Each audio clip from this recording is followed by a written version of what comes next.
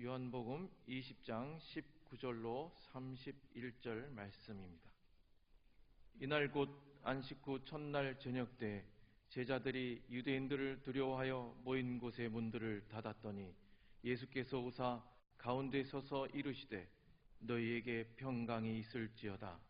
이 말씀을 하시고 손과 옆구리를 보이시니 제자들이 주를 보고 기뻐하더라. 예수께서 또 이르시되 너희에게 평강이 있을지어다. 아버지께서 나를 보내신 것 같이 나도 너희를 보내노라. 이 말씀을 하시고 그들을 향하사 숨을 내쉬며 이르시되 성령을 받으라. 너희가 누구의 죄든지 사하면 사여질 것이요 누구의 죄든지 그대로 두면 그대로 있으리라 하시니라. 12 제자 중에 하나로서 디두모라 불리는 도마는 예수께서 오셨을 때 함께 있지 아니한지라. 다른 제자들이 그에게 이르되 우리가 주를 보았노라 하니 도마가 이르되 내가 그의 손에 못자국을 보며 내 손가락을 그 못자국에 넣으며 내 손을 그 옆구리에 넣어 보지 않고는 믿지 아니하겠노라 하니라. 여드레를 지나서 제자들이 다시 집 안에 있을 때 도마도 함께 있고 문들이 닫혔는데 예수께서 오사 가운데 서서 이르시되 너희에게 평강이 있을지어다 하시고 도마에게 이르시되 내 손가락을 이리 내밀어 내 손을 보고 내 손을 내밀어 내 옆구리에 넣어보라. 그리하여 믿음 없는 자가 되지 말고 믿는 자가 되라. 도마가 대답하여 이르되 나의 주님이시요 나의 하나님이시니이다. 예수께서 이르시되 너는 나를 본고로 믿느냐? 보지 못하고 믿는 자들은 복되도다 하시니라. 예수께서 제자들 앞에서 이 책에 기록되지 아니한 다른 표적도 많이 행하셨으나 오직 이것을 기록함은 너희로 예수께서 하나님의 아들 그리스도이심을 믿게 하려 함이요 또 너희로 믿고 그 이름을 힘입어 생명을 얻게 하려 함이니라. 아멘.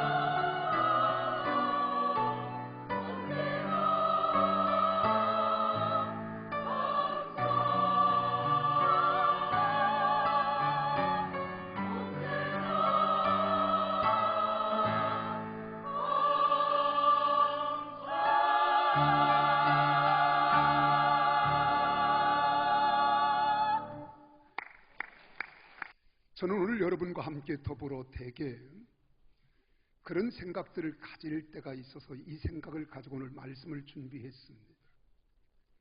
부활절이 딱 지나면 이제 부활절은 끝, 그런 것 같아요. 부활절은 2019년 부활절은 지난 주일 지났지만 부활신앙은 영원한 거예요. 그래서 오늘 여러분과 함께 더불어서 체험적 부활신앙으로 살아가자 하는 말씀에 은혜를 함께 나누고 싶습니다. 예수 그리스도는 종교 지도자들에 의해서 십자가에 처형되셨습니다. 그리고 니고데모와 아리마대 사람 요셉에 의하여 무덤에 장사되셨다가 안식 후 첫날 3일 만에 무덤을 열고 사망 권세를 이기신 거예요. 잠자는 자들의 첫 열매가 되어 주셔서 다시 사신 겁니다. 예수님은 부활하셨습니다. 사망 권세가 예수님을 올가 묶어 놓을 수가 없었어요. 왜? 하나님의 그 놀라운 위대한 능력과 권세가 예수 그리스도와 함께 하셨기 때문입니다. 할렐루야. 그래서 우리가 믿는 신앙은 죽은 자 교주를 믿는 게 아니에요. 살아계신 하나님의 아들 예수 그리스도가 부활하셨음을 확실히 믿는 믿음으로 살아가는 신앙의 사람들인 것을 믿습니다. 예수님께서 땅에서 40일 동안 계시다가 천사들이 둘러리 서는 가운데 승천하셨지요. 그리고 하나님 보좌 우편에 지금 계신 겁니다. 진실로 예수 그리스도는 자신이 예고하신 대로 많은 고난을 받으셨어요. 죽임을 당하시고 그리고 제3일에 내가 다시 살아나야 할 것을 이루고 만 것입니다. 이 사실에 대하여 사람들은 믿음이 안 간다는 거예요. 믿을 수 없다는 거예요. 믿지 못하겠다는 거예요. 그래서 서로 사람들은 믿지 못하기 때문에 여러 가지 학설들을 동원해서 예수님의 부활은 가짜다, 그건 잘못된 거다, 어떻게 죽은 사람이 살아날 수 있고 썩는 것이 정한 것이지 다시 일어날 수 있겠느냐, 그건 거짓말이다. 이렇게 해서 자기 나름대로의 이론을 전개한 것이 바로 학설입니다. 모두가 예수 그리스도의 부활을 부정하고자 하는 인위적 학설들입니다. 이성으로 이해할 수도 납득이 될 수도 없는 놀라운 생명 부활의 사건이기 때문에 그렇습니다. 그러나 예수 그리스도의 부활은 숨이 끊어지지 않고 있다가 살아나시는 기절하신 기절설도 아니에요. 제자들과 측근자들이 시체를 감쪽같이 숨겨 놓았다가 부활을 주장한다고 하는 은폐설도 결코 아닙니다. 그리고 제자들이 예수님을 잊지 못하고 너무너무 사모하다가 상사병이 난 것처럼 환상을 보았을 것이라고 주장하는 이 환상설도 더더욱 아닙니다. 부활하지도 않은 것을 거짓으로 낭설을 유포했다는 사기설도 아니에요. 그리고 예수 그리스도의 부활을 단순한 육체의 부활로 간주해서 소생하는 시체로 보아서도 안 됩니다. 마지막 날 모든 성도들이 다시 살게 될 몸의 부활을 봐야 할 거예요. 예수 그리스도께서 부활하신 것은 이 다음에 우리도 다시 죽었다가 무덤이 열리고 살아나는 이 광적의 첫 열매가 되신 것을 확실히 믿으시기를 바랍니다. 그래서 예수님이 부활하신 것은요, 나와 관련된 거예요. 어떤 사람들과 관련됐느냐? 믿는 사람들. 이 사실을 믿는 사람은 죽음이 우리를 가다 놓을 수 없습니다. 묶어 놓을 수가 없는 거예요. 예수 그리스도의 십자가가 모든 죄에 대한 하나님의 최종적인 심판이 선언되고 집행된 사건이라고 한다면 부활 속에서 하나님의 궁극적인 은총과 구원이 완성된 진리로 현현하신 겁니다. 말씀이 육신이 되었듯이 우리 주 예수 그리스도께서는 말씀대로 사망 권세를 깨뜨리고 다시 사흘 만에 부활하시고 사흘 만에 살아나신 생명의 주님이심을 믿습니다. 이 부활은 완벽한 영, 완벽한 혼, 완벽한 육이 부활하신 거예요. 이것을 증거하고 이것을 믿는 것이 참 복음입니다. 그래도 우리는 복음으로 살고 복음으로 죽는 거예요. 이 사실을 내가 안다는 것 얼마나 놀라운 은혜인지 몰라요. 근데 아는 것으로 끝나지 않고 믿어진다는 것, 이것은 하나님의 은총이며 하나님의 복입니다. 이건 아무나 믿어지는 게 아니에요. 아무리 지식적으로 많이 배운 사람이라 할지라도 믿어보라니까. 믿으면 돼. 안 믿어지는 거예요. 그 사람 스펙이 얼마나 좋은 줄 아십니까? 서울대학을 나오고 하버드를 나왔어도 이게 믿어지지 아니하면 이거 답답한 거예요. 근데 우리는 믿어져요. 이 사실이 믿어져요. 조금도 의심이 가지 않아요. 염려가 되지 않아요. 그래, 나도 이 다음에 죽으면 다시 살아날 거야. 마치 유정란과 무정란이 있어서 무정란은 그 속에 생명의 씨앗이 없어요. 생명이 없어요. 암탉이 품으면 품을수록 이건 고라 냄새나고 터지는 겁니다. 근데 유정란 속에는 생명이 있기 때문에 어미닭이 품고 있으면 때가 되면 껍질을 깨고 살아나듯이 우리 예수 믿는 사람들은 아무리 세상이 우리를 억압하고 땅속에 묻어서 우리를 화용시키고 우리가 죽음의 고비를 넘기게 하면서 고통을 준다 할지라도 우리가 그런 것들을 끝까지 끝쯤하고 이기고 능히 이길 수 있는 것은 살아계신 하나님, 능력의 하나님이 나를 죽어도 살게 하시는 부활의 소망이 있기 때문인 줄로 믿으시기를 바랍니다. 이게 참 믿음이에요. 이 믿음 있는 사람은 결코 낙심하지 않아요. 좌절하지 않아요. 포기하지 않아요. 어떤 경우에도 이길 수 있는 겁니다. 그럼 부활하신 근거를 우리가 어떻게 알 수 있겠냐고 많은 사람들이 이야기합니다. 예수 그리스도의 부활하심은 초대교회 이후 오늘까지 역사가들의 조사와 전하는 이들의 증언에 따라서 은밀하게 연구되어 왔습니다. 그러나 우리 그리스도인들은 예수 그리스도의 부활의 사실성과 확실성을 성경에서 찾고 성경에서 믿어야 하는 거예요. 아무리 과학적으로 입증한다 할지라도 세상 어떠한 모든 것들을 학문을 동원하고 지식과 그리고 또한 성분을 연구해서 입증한다 할지라도 이것 때문에 믿어지는 것이 아니라 성경에 기록된 말씀이 믿어지고 이해가 되고 깨달아지고 이 말씀이 나의 생명의 말씀으로 내가 확언하는 이런 믿음으로 믿어져야 되는 거예요. 이 믿음이 있을 때 역사가 있습니다. 능력이 있습니다. 기적이 있는 거예요. 우리가 성경에 보세요. 예수님의 부활에 대해서 많은 성경들이 기록하고 있지만 대표적으로 8가지를 들 수 있습니다.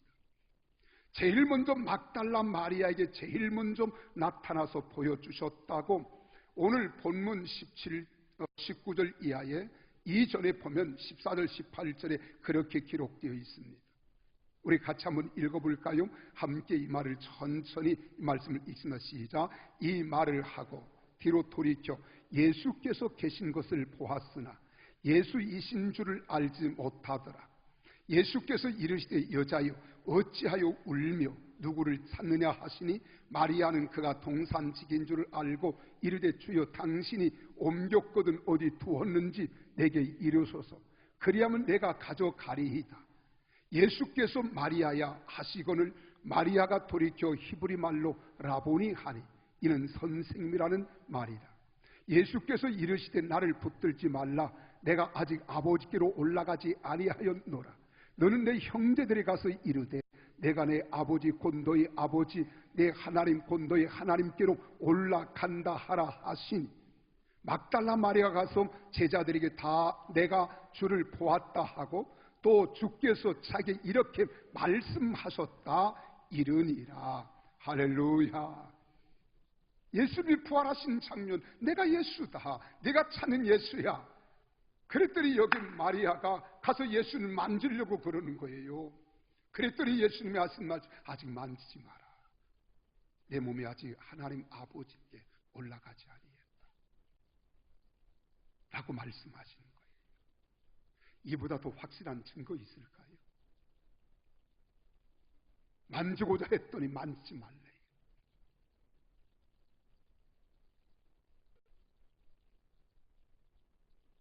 내가 아버지께로 아직 올라가지 않았다 뿐만 아닙니다. 예수님의 수제자인 베드로도 여러 군데에서 살아계신 예수님을 만났다고 증거하고 있는데, 바울은 이렇게 말합니다. 고린도전서 15장 5절에서 게바에게 보이시고 후에 12제자와 그 후에 많은 제자들에게 보이셨다는 거예요. 또 낙심하고 좌절하고 절망하면서 겟셋만의 동산에 갈보리 산에서 예수를 보고 낙심하던 제자 가운데 글로바라고 하는 제자가 있었어요. 자기 친구와 함께 너무 낙심이 되는 거예요. 좌절이 되는 거예요. 우리 예수님께서 이렇게 허망하게 돌아가셔야 하는가. 그래 친구와 함께 고향 엠마오로 내려가던 중에 예수님이 그 가운데 나타나신 거예요. 그리고 그 가운데서 말씀하시는 거예요. 이것을 누가복음 24장 16절 17절에 이렇게 기록합니다. 그들이 눈이 가리워져서 그인 줄 알아보지 못하거늘 예수께서 이르시되 너희가 길 가면서 서로 주고받고 하는 이야기가 무엇이냐 하시니 두 사람이 슬픈 빛을 띠고 머물러 서더라. 그러면 뒤에 가면 또 그렇게 말합니다. 말씀을 풀어줄 때 그들의 가슴이 뜨거워졌다고 이야기하는 거예요.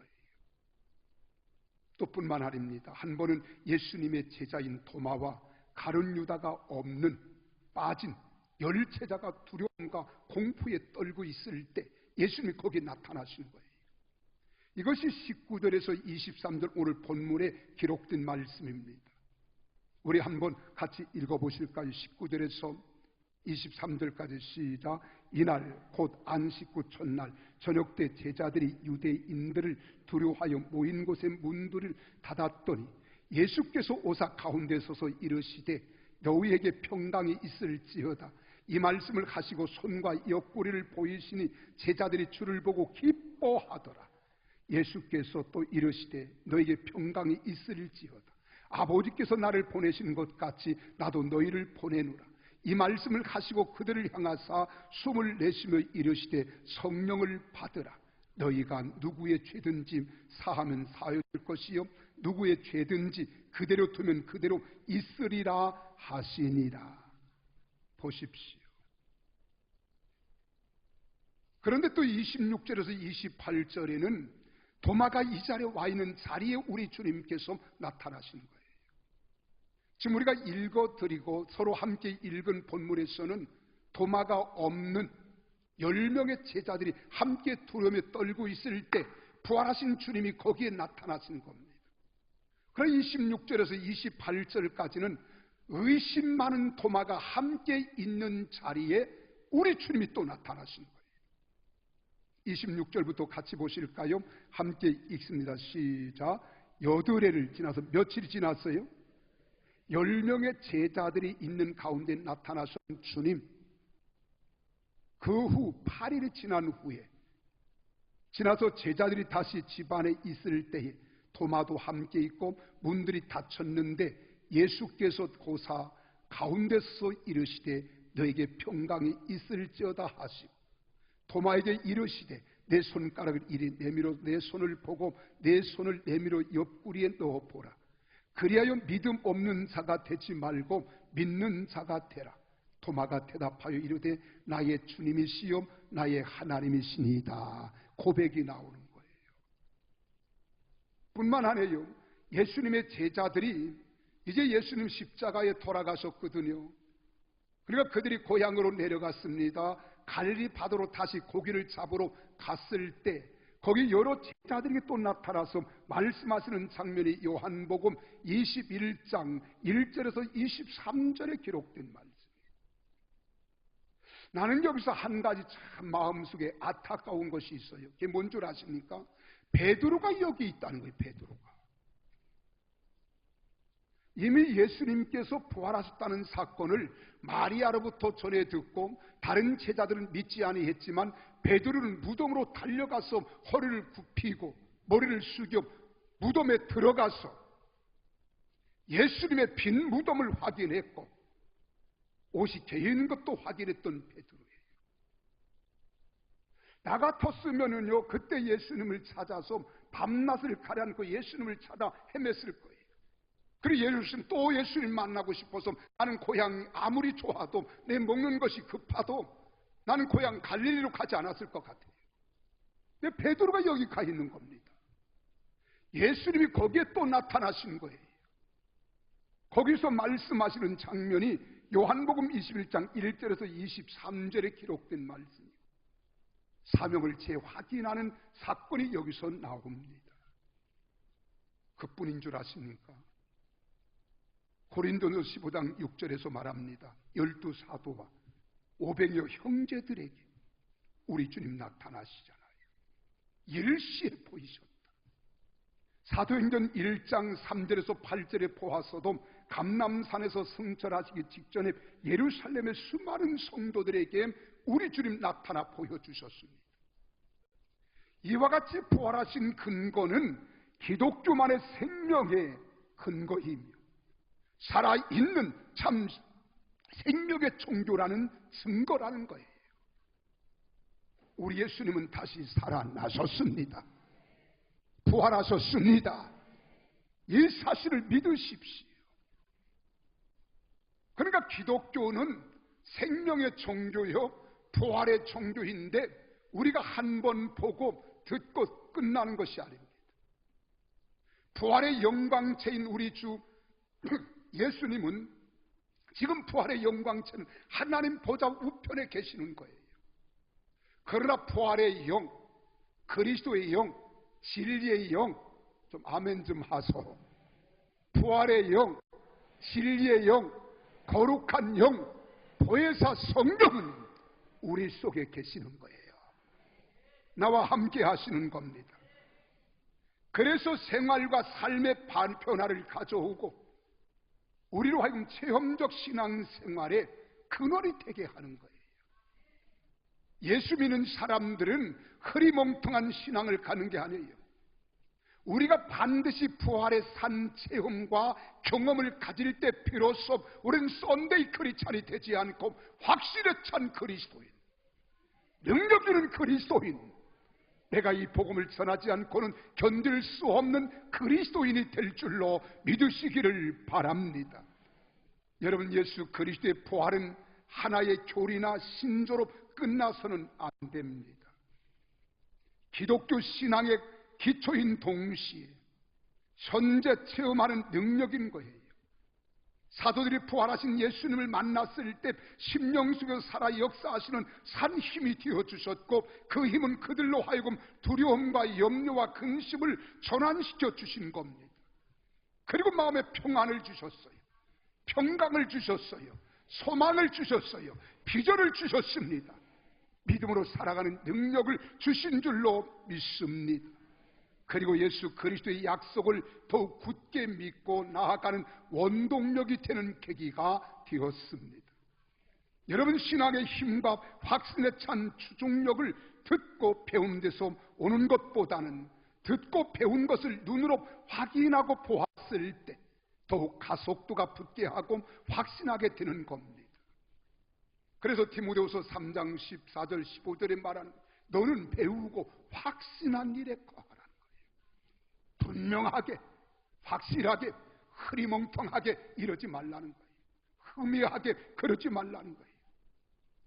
예수님의 제자들과 초대교회 많은 성도들이 예수님의 부활을 통해서 깨닫고 확신하게 되는 겁니다.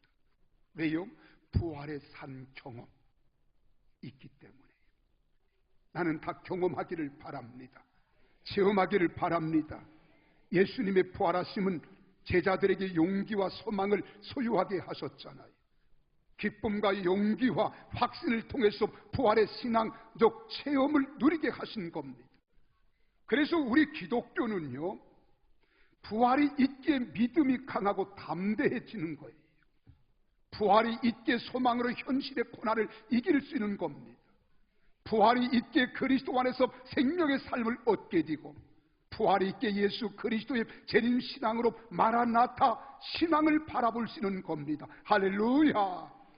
이것을 고백할 줄 알아야 돼. 이 고백이 우리 속에서 넘쳐나야 될 줄로 믿으시기를 바랍니다. 그래 바울 사도는 이 신앙을 고린도전서 15장 13절에서 17절에 이렇게 한마디로 일축여 놓았습니다. 만일 죽은 자의 부활이 없으면 그리스도 다시 살아나지 못하셨으리라. 그리스도께서 만일 다시 살아나지 못하셨으면 우리가 전파하는 것도 헛것이요 또 너희 믿음도 헛것이며, 또 우리가 하나님의 거짓 증인으로 발견되리니 우리가 하나님이 그리스도를 다시 살리셨다고 증언하였습니다. 만일 죽은 자가 다시 살아나는 일이 없으면 하나님이 그리스도를 다시 살리지 아니하셨으리라. 만일 죽은 자가 다시 살아나는 일이 없으면 그리스도도 다시 살아나신 일이 없을 터이요, 그리스도께서 다시 살아나신 일이 없으면 너희 믿음도 헛되고 너희가 여전히 죄 가운데 있을 것이요. 예수 그리스도의 부활과 그리스도인의 부활 신앙은 사망 권세를 이기신 능력이 되는 겁니다. 또한 그리스도인의 소망이며 기쁨이고 축복이 되는 줄 믿으시기를 바랍니다.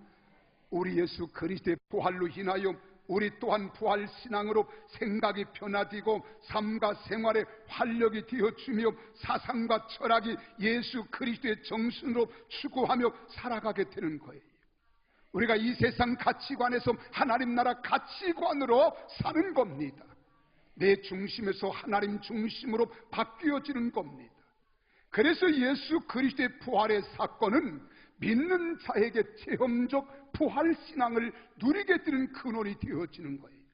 이것을 경험해야 우리가 사명에 살고 사명에 의하여 죽는 겁니다.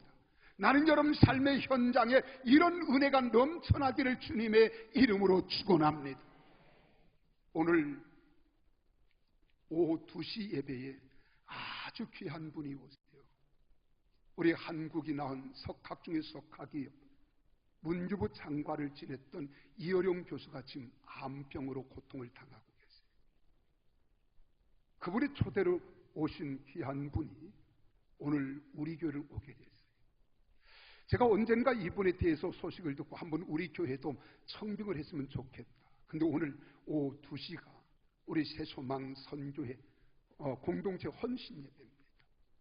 연세가 70이 넘다 보니까 몸들이 많이 쇠약해져 있고 각종 질고를 갖고 있어요. 조금이나마 이분들에게 소망이 됐으면 좋겠다. 이분이 진찰하고 죽은 자를 살려내는 거예요. 이분은 환자들의 소변을 커피 마시듯이 마세요. 맛을 보고 그분의 환자의 병명도 한대요. 나는 내 소변 보다가 조금 찌끄려도 우린 더러워서 막 털어버리고 닦고 그러잖아요. 환자의 고름을 막 입으로 빨아내는 분이에요. 살아있는 성자와 같은 분이에요. 오늘 우리 교회 오셔서 진찰도 해주시고 자기가 그렇게 이야기합니다. 하나님의 성령님이 99% 하시고 나의 의학적 지식이 1%를 감당케 하셨습니다. 그 1%를 사용해 주신 99%의 하나님의 능력을 믿습니다. 죽은 자를 살리시는, 암병 환자들이 그 자리에서 일어나는 일들이 간증인 SNS를 통해서 제게 보내줬어요. 참고하시라. 제가 그것을 몇 개 읽는 가운데 큰 감동을 받았어요. 환자의 피고름을 입으로 빤대요. 환자의 소변을 마신대요. 그것만 봐도 이게 사람의 맨정신으로 가능하다고 생각합니까? 그분이 배움이 없을까요? 의학적 지식을 모든 사람들이 부러워할 만한 대단한 분입니다. 그런 삶이 어디서 왔을까 하는 거예요. 그런 신앙은 우리와 다른 하나님을 섬기는 사람일까요? 그렇지 않습니다. 그분의 하나님이 나의 하나님이고 그분이 섬기는 주님이 나의 주님이시며 그분이 고백하는 신앙이 나의 신앙 고백인데 우리의 삶의 질은 왜 이렇게 다를 수 있습니까? 부활의 신앙적 경험이 없기 때문에. 나는 오늘 사랑하는 성도 여러분, 부활절은 1년이 지나면 한 번씩 많은 절기가 아닙니다. 그 절기는 하루를 지나면 끝났다 할지 몰라요. 그런 아쉬움이 있어도 우리는 뒤에 계란 콘테스트 하는 것도 여러분 일주일 동안 지금 뒤에 전시해 두고 있는 거예요. 좀 부활의 신앙을 음미하라는 거예요. 되새기라는 거예요. 근데 그보다 더 중요한 것은 살아계신 예수 그리스도를 믿는 믿음의 신앙이 우리 속에서 내 사상을 바꾸어 놓고 내 철학을 바꾸어 놓고 가치관을 바꾸어 놔야 될 줄로 믿으시기를 주의 이름으로 축원합니다. 그래서 예수 그리스도의 부활의 사건은 믿는 자들에게 체험적 부활 신앙을 누리게 되는 근원이 되어주는 거예요. 여러분, 성령의 증인이라고 하는 말은 원어로 마르투스라는 말입니다.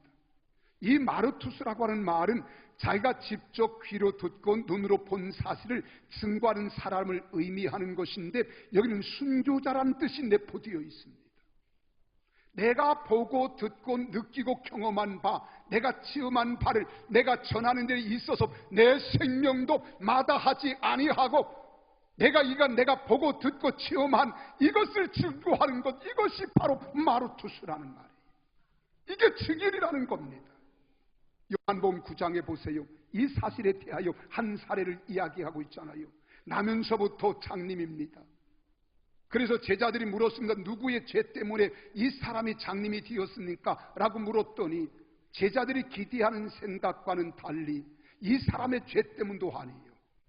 부모의 죄 때문도 아니라 조상들의 죄 때문도 아니라 하나님의 일을 위하여, 아멘 좀 하소, 하나님의 영광을 위하여 믿습니까? 부활의 주님을 만나서 산 생명을 체험한 사도들은 절대적인 헌신과 자기 희생으로 자기들의 이기심의 마지막 장벽까지 허물어버린 강한 의무의 삶으로 입증해주고 있는 겁니다. 이와 같은 부활신앙 위에 성령 충만이 임하자 증인들의 힘있는 산증인 위에 세워진 것이 오늘날의 역사적 교회입니다. 이 모든 교회는 그리스도의 부활을 영원히 증거하는 산증인이 되어 있는 거예요. 예수 그리스도의 십자가의 죽음이 피 흘리는 역사의 지옥이었다면 예수 그리스도의 부활의 역사는 고난받는 교회의 승리의 계가입니다. 그렇기에 교회의 살을 붉게 물들인 믿음의 선배들은 피의 악순환 속에서도 산 증인으로 살아낸 거예요. 그리고 승리한 것입니다. 그리스도의 부활을 충성스럽게 전한 거예요. 의의 면류관을 받았을 것을 그들은 기대한 거예요. 이런 믿음의 신앙은 현실을 극복합니다. 이겨냅니다. 초월하는 거예요. 이게 믿음입니다. 여러분, 세계적인 음악가인, 스페인 출신의 음악가인 파블로 카잘스라고 하는 사람이 있어요. 이 사람은 첼리스트입니다. 그리고 작곡가예요. 피아니스트입니다. 90회 생일을 맞이할 때 그의 몸은 온갖 만신창이가 되어 있었어요. 허리는 구부정하고 손은 마디마디 굽어져 있었어요. 굳어져 있었어요. 그리고 온몸에는 그 육체의 질병의 통증을 느끼고 있었습니다. 90회 생일을 맞이해서 수많은 사람들에게, 자기를 축하하기 위해서 온 사람들에게 피아노 연주를 하기 위해서 구부러진 모습을 가지고 내가 할 수 있을까? 손이 굳어져 있고 굽어져 있는데, 허리가 굽어졌는데, 기력도 없는데, 그러나 하나님의 성령님의 강력한 메시지를 듣습니다. 그리고 고통을 이겨내요. 그리고 극복합니다. 그리고 피아노 의자에 앉았습니다. 앉는 순간 성령님이 임재하심을 느꼈어요. 강력한 성령님의 도우심으로 피아노 건반 위에 손을 올려놓았을 때 굳어진 손가락이 펴지는 거예요. 타파오르던 숨이 편안해지는 거예요. 어깨가, 허리가 굽었던 이 사람의 허리가 꿋꿋이 펴지는 거예요. 그리고 연주를 가는데 얼마나 아름다운 연주를 했는지 박수갈채를 받으며 하나님께 영광을 돌렸다고 하는 놀라운 이야기가 있습니다. 여러분, 우리가 부활신앙의 산 체험은 순간입니다.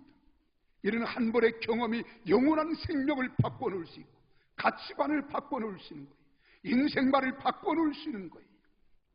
로마의 박해 시대에 카타콤 교회가 네로 황제 박해 속에서 끝까지 그 명맥을 이어갈 수 있었던 것은 부활신앙과 오순절 신앙인 성령 충만한 신앙이 중심 속에 강하게 자리한 신앙 고백이 있었기 때문입니다. 여러분에게 많은 간증을 했고 예화를 들었던 교부 시대의 폴리갑이라고 하는 사람은 장작더미 화마 위에서, 불 속 위에서 네가 예수님을 한 번만 부인하면 너를 살려줄 것이요, 네가 예수 그리스도를 고집하면 너는 불에 태워 죽인다는 거예요. 그런 악순환 속에서도, 악조건 속에서도 폴리갑은 성령 충만한 거예요.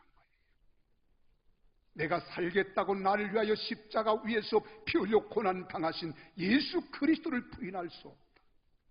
내가 죽으면 영원히 사는 생명, 영광의 신앙, 부활의 신앙이 그 속에 있었기 때문에 그런 화마 속에서도 굳굳하게 견디어 승리한 줄 믿으시기를 바랍니다. 여러분, 가톨릭 교회가 불의와 타협하고 곁길로 나아갈 때에도 마틴 루터가 개혁의 함성으로 승리할 수 있었던 것도 부활신앙 위에 성령님의 역사하심이 있었기 때문인 거예요. 우리는 성지순례를 하고 종교개혁자들의 그 사적지를 돌아다니면서 많은 교훈을 받잖아요. 개혁이 그리 쉬운 게 아니더라고요. 나도 우리 교단이 너무 힘들고 어렵고 몇몇 정치하는 사람들에 의해서 교단이 엉망이 되어도 이대로 하나님이 기뻐하는 교단이 될 수 없다. 그래 개혁의 깃발을 들고서 개혁하겠다고 시도해 보았는데요, 포기하고 싶을 때가 많아요. 뭐 생명의 위협을 느끼는 것도 아닙니다. 다만 인내가 필요하고 용기가 필요할 뿐이에요. 그럼에도 우리는 힘들고 어렵다는 것을 아는데, 여러분 15세기의 종교개혁자들은 생명을 내어 던지는 개혁이 감행된 거예요. 이것은 그냥 된 것이 아닙니다. 부활의 신앙을 경험했기 때문이에요. 우리가 세상을 살아가는 것도 마찬가지입니다. 우리 이성으로 살아가는 것만이 아니에요. 우리 감성으로 살아가는 것만이 아닙니다. 우리의 힘과 능력으로 살아내는 것만이 아닙니다.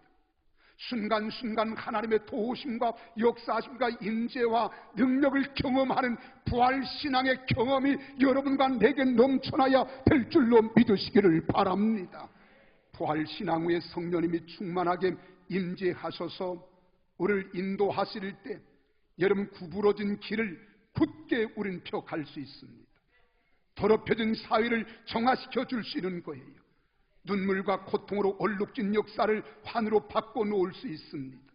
그러기에 부활신앙은 환난과 고통, 핍박과 고난의 좋은 길을, 좁은 길을 걸어가게 되는 길이 되고, 피 흘림으로 우리는 떨어야 하는 죽음의 길도 영광의 길로 달려갈 수 있는 거예요. 그래서 바울이 고백하잖아요. 나의 달려갈 길과 주 예수님께 받은 사명을 감당하려 하려 하면은 나의 생명을 조금도 귀한 것으로 여기지 아니하노라고 고백하는 겁니다. 초대교회 성도들은 능력받기를 즐겨했어요. 기쁨으로 증인되는 삶을 택했습니다. 이런 길을 주저하지 않았습니다. 우리는 조그만 핍박이 있어도, 환난이 있어도, 시험이 있어도, 어려운 고난이 있어도 우리는 포기하잖아요. 낙심하잖아요. 좌절하잖아요. 능력이 무엇입니까? 복음 때문에 내가 핍박을 당하고 생명의 위협을 당하며 매맞음을 당하고 고난을 당하는 거예요. 이런 것을 기쁘게 선택했다는 거예요. 그래서 사도행전 5장 41절에 사도들은 그 이름을 위하여 능력받는 일에 합당한 자로 여기심을 기뻐하면서 교회 공회 앞을 떠나니라. 이런 능력, 이런 아픔, 이런 곤고한 역사를 수반하지 않고는 결코 기독교의 복음을 꽃피우지 못했을 것입니다. 초기 한국교회의 개척자들이 그러했습니다. 일제 항거하던 성도들의 교회가 그리했습니다. 6.25 사변이 나기 전에 여러분 북한의 김일성 체제 속에 공산주의가 얼마나 무서운가를 우리는 경험한 사람들이 있잖아요. 그들이 그 핍박과 고난을 넘어서 38선을 넘어 남한으로 내려오게 한 것이 바로 무엇입니까? 무슨 핍박이 있었기 때문에. 그러나 거기서 순교의 칼날 앞에서도, 순교의 총 앞에서도, 순교의 핍박 앞에서도 그들이 굴하지 않았던 것은 부활적 신앙 경험을 갖고 있었기 때문이에요. 그러게 부활신앙은 성령 충만한 오순절 신앙으로 언제나 십자가 없이는 체험되지 않는 겁니다. 우리가 고난을 밟고 일어선 용기가 아름다운 승리를 약속받는 산 증거로 우리 주님은 오늘도 우리 안에서 성령님의 충만한 역사로 부활하고 계심을 믿으시기를 바랍니다. 여러분, 돌무덤을 깨치고 부활하신 우리 주님께서 암흑의 역사 죄악에 관영한 이 땅을 복음으로 깨뜨려 주신 것을 조금도 의심 없이 믿는 사랑하는 성도들이 다 되시기를 주님의 이름으로 축복합니다. 그래야 세상에 두렵지 않은 거예요. 세상에 겁내지 않은 겁니다. 어떤 경우도 예수 그리스도의 부활의 생명을 증거하는 거예요.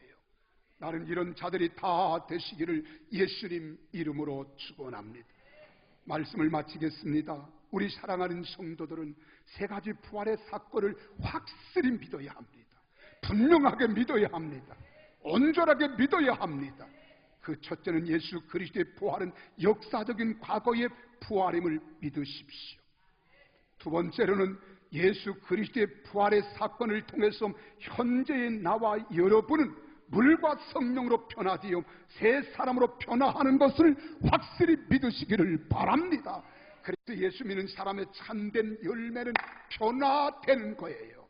내 생각이 변화되고 삶이 변화되고 철학이 변화되고 환경을 변화시켜서 하나님의 영광을 나타내는 우리 모두가 되어야 될 줄로 믿으시기를 바랍니다.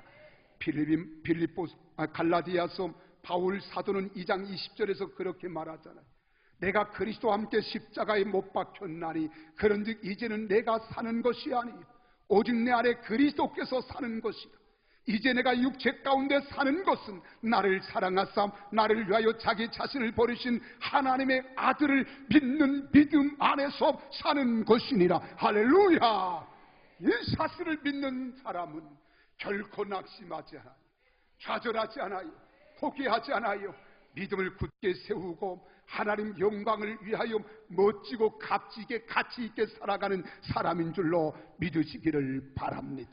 마지막 세 번째로 우리 주님이 재림하실 때 분명히 기억하십시오.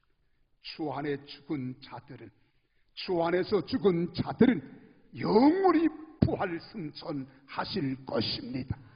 그래서 사마가 너희가 이기는 것이 어디 있느냐? 너희가 쏘는 것이 어디 있느냐? 아무것도 없다는 거예요. 이것이 부활 신앙 경험을 가지고 살아가는 사람이에요.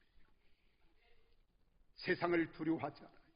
가난, 염려, 질병, 고통, 환난 이길 수 있는 용기와 소망과 능력을 얻는 신앙입니다.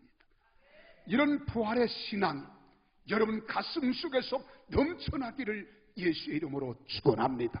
그렇게 되기를 원하시면 아멘 하십시오. 할렐루야. 우리 옆사람과 인사합시다. 체험적 부활 신앙으로 살아냅시다. 꼭 그렇게 되기를 주의 이름으로 축원합니다. 그럴 때 세상에서 승리하는 우리 모두가 될 줄로 믿습니다. 기도하